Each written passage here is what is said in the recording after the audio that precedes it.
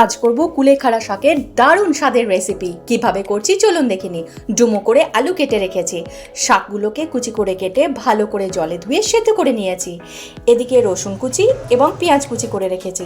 এইবার একটা কড়াই চাপিয়ে সর্ষের তেল দিয়ে দেবো। তেল গরম হয়ে এলে এর মধ্যে আমি শুকনো লঙ্কা ফোড়ন দেবো। শুকনো লঙ্কাটি যখন ভাজা হয়ে যাবে, সুন্দর একটা গন্ধ বেরোবে, তার মধ্যেই আমি দেবো রসুন কুচি এবং কয়েক সেকেন্ড নেড়েই পেঁয়াজ কুচিগুলো দিয়ে দেবো।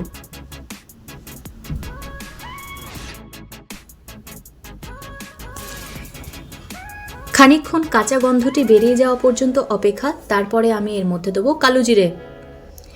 এগুলোকে একটুকু তেল থেকে সরিয়ে নিয়ে আমি কালো জিরেটা তেলের মধ্যে ডাইরেক্ট দিচ্ছি।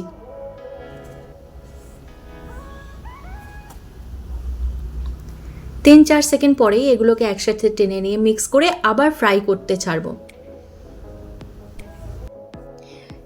একটুকু ভাজা হয়ে গেলেই ডুমো করে কেটে রাখা আলুগুলোকে এর মধ্যে ছেড়ে দেবো।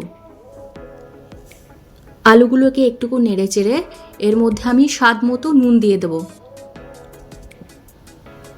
আবার ভালো করে একটুকু মিক্স করে এগুলোকে সেদ্ধ হতে ছেড়ে দেবো। ঢাকাটা দিয়ে দেবো যাতে রান্নাটা তাড়াতাড়ি হয়ে যায়। ঢাকা খুলে আবারও আমি কাঁচা লঙ্কা চিড়ে নিয়েছি, সেগুলোকে দিয়ে দিলাম। দেখুন, এইভাবে করলে কুলেখাড়া শাকের রান্নাটা যেটা হবে দুর্দান্ত স্বাদের হবে। আপনারা বিশ্বাস করুন, খেয়ে একেবারে মুখে লেগে থাকবে।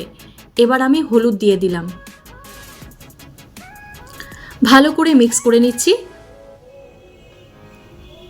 এবার এর মধ্যে সেদ্ধ করে রাখা কুলেখাড়া শাকটি আমি ছেড়ে দিলাম।